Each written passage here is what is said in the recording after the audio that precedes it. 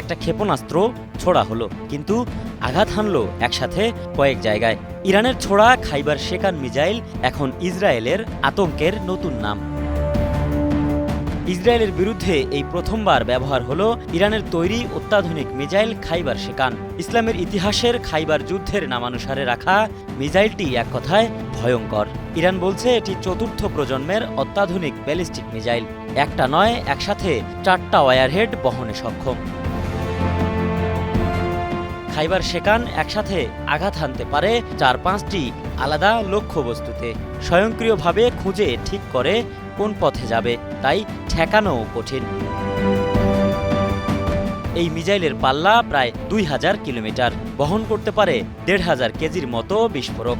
শব্দের চেয়ে 15 গুণ বেশি গতিতে ছুটে যেতে পারে টার্গেটের দিকে।